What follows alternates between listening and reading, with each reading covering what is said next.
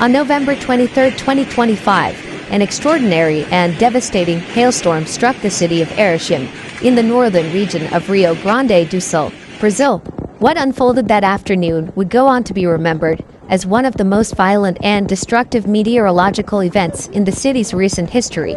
In barely minutes, the storm paralyzed Erechim and left behind a trail of destruction that tested the resilience, solidarity, and response capacity of tens of thousands of residents. The day itself had begun without any sign of impending catastrophe. Temperatures rose gradually throughout the late morning, consistent with an early summer pattern typical for southern Brazil. The skies were mostly calm, with only subtle hints of atmospheric instability visible to trained meteorologists. But beneath this deceptive tranquility, the atmosphere was storing energy. Warm, moisture-rich air from the north had been advancing toward a semi-stationary frontal system that lingered over the southern portion of the state. This convergence of heat, moisture, and stalled frontal boundaries created an invisible but powerful instability corridor in the mid and lower atmospheric layers, a setup known to generate violent convective storms. As the hours passed, meteorological radar imagery would later show increasingly strong vertical development, towers of cumulonimbus clouds rising rapidly, signaling the birth of deep convection. But for residents on the ground, the shift felt almost instantaneous. At approximately 4:40 p.m., clouds over Erechim darkened with unusual speed. A calm afternoon suddenly felt heavy, oppressive. Within minutes, the sky transformed from dull gray to an ominous, nearly black mass. What began as mild rain escalated abruptly. The first hailstones were small, almost harmless, but the transition to larger, dangerous hail was shockingly fast. Residents captured videos that spread across social media, documenting hailstones the size of large marbles, then chicken eggs, and in some reported cases even larger. These ice projectiles struck metal roofs with explosive noise, shattered windows, and pounded vehicles with enough force to dent doors, crack windshields, and puncture weakened structures. For many, the sound alone was terrifying, a deafening barrage of ice hitting metal, glass, and concrete. As hail intensified, strong wind gusts joined the assault. Trees bent violently, some snapping at the trunk. Power lines whipped and eventually gave way as poles toppled. Streets filled with debris, shattered glass, metal sheets ripped from rooftops, broken tiles, and branches torn from trees. Emergency services were immediately overwhelmed. Firefighters, civil defense teams, and municipal workers raced to respond to simultaneous calls. Structural collapses, blocked roads, fallen cables, and flooding caused by clogged drains. Large sections of the city lost power. Entire neighborhoods were plunged into darkness not long after the storm began, leaving families to navigate a dangerous situation without electricity or communication. Early damage assessments painted a grim picture. Local fire departments initially estimated around 5,000 homes damaged, but the true scale quickly became apparent. City authorities soon confirmed that approximately 30,000 residences had suffered some level of impact, from shattered windows and broken roof tiles to partial structural collapse.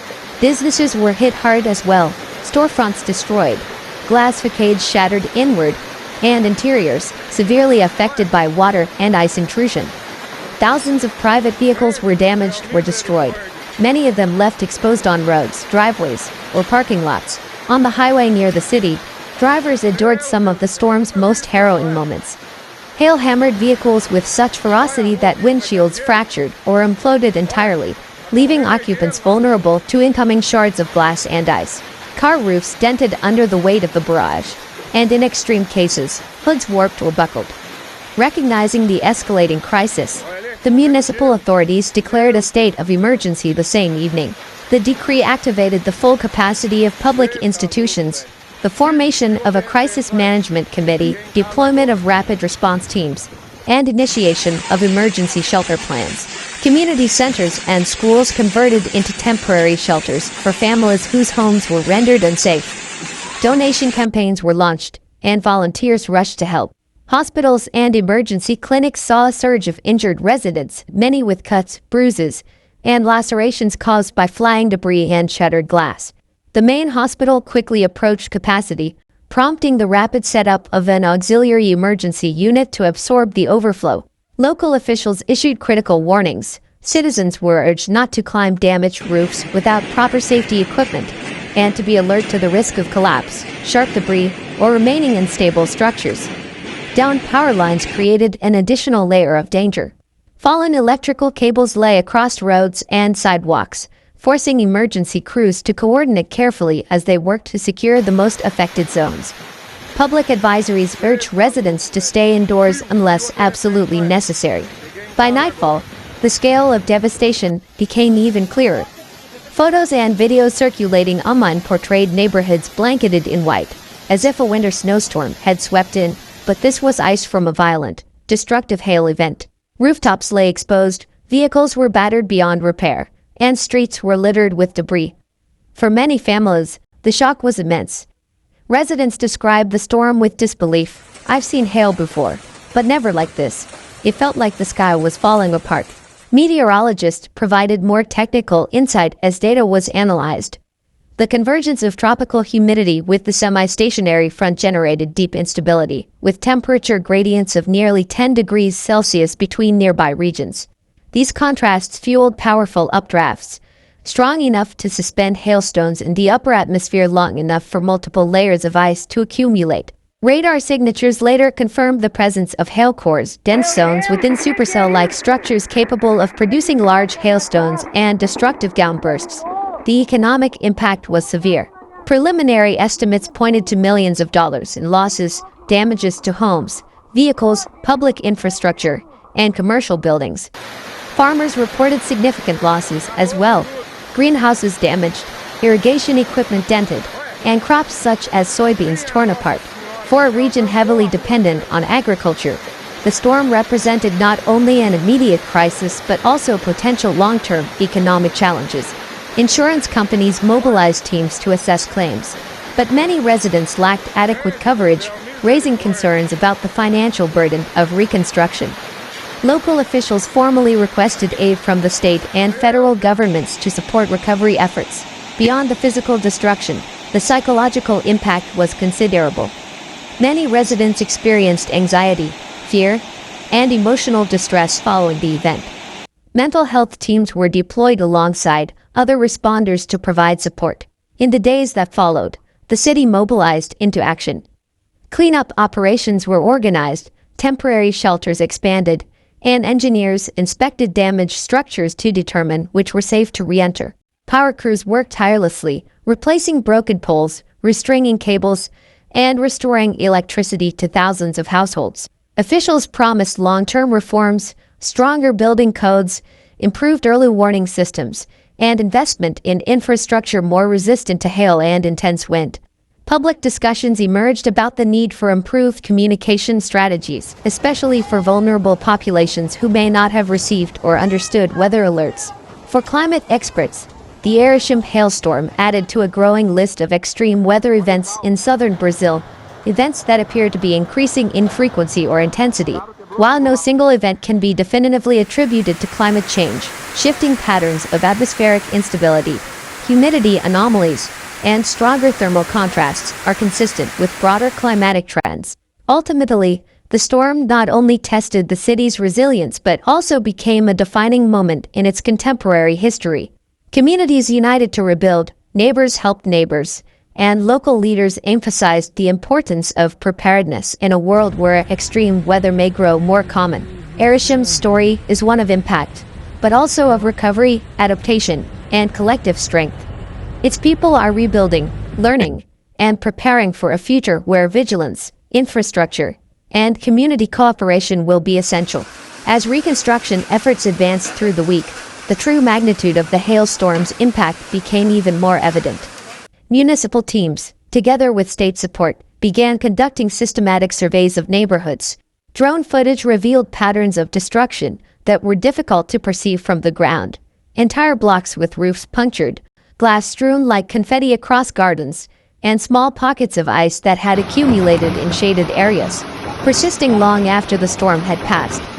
In some lower-lying regions, ice mixed with clogging debris had briefly created localized flooding, complicating early rescue missions. What emerged from these assessments was not only a clearer picture of the physical damage, but also of the vulnerabilities that had long existed within certain communities.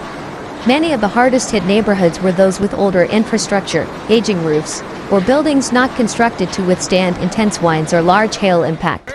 Engineers noted that lightweight roofing materials, common in many southern Brazilian homes, had been particularly susceptible to cracking or complete perforation.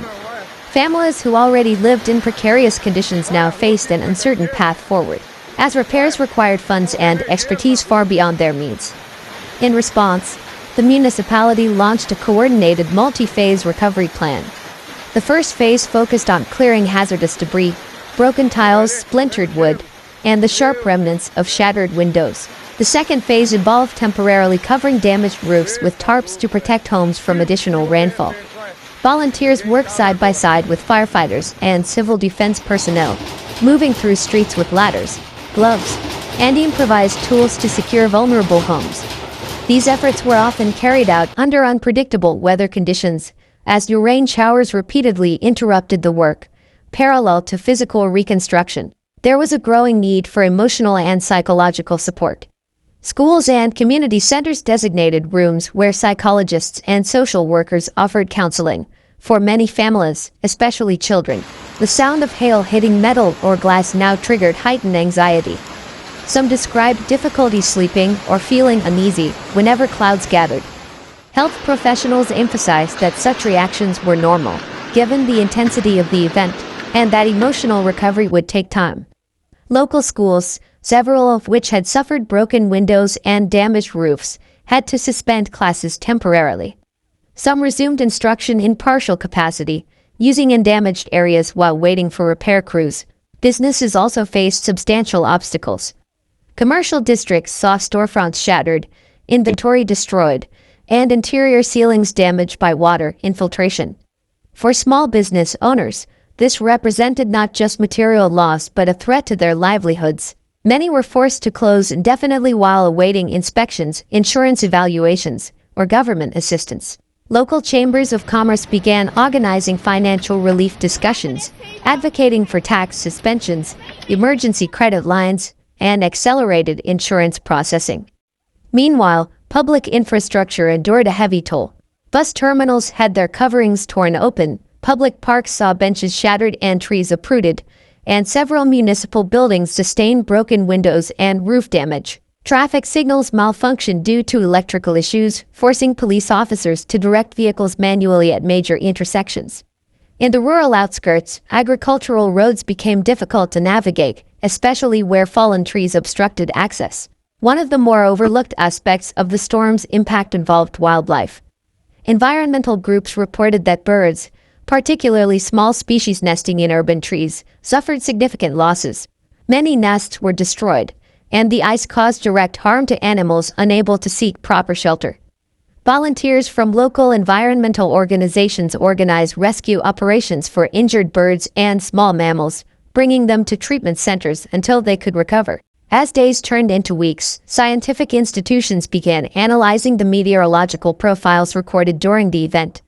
Weather radar data showed impressive vertical velocities within the storm's core, supporting the growth of unusually large hailstones. The combination of intense updrafts, capable of suspending heavy hailstones at high altitudes, and the availability of supercooled water contributed to the accumulation of dense ice layers. Several atmospheric scientists noted that this wasn't merely a strong hailstorm, but one that displayed characteristics typically seen in the most severe convective outbreaks in subtropical regions. A debate began taking shape within academic and governmental circles. If storms of this magnitude become more frequent, how should cities such as Erechim adapt? Proposals included strengthening building codes to incorporate hail-resistant materials, redesigning roofing structures, and reinforcing power grid components to withstand high-intensity wind and ice impacts. Urban planners and civil engineers emphasized the importance of resilient infrastructure in the face of increasingly unpredictable weather patterns.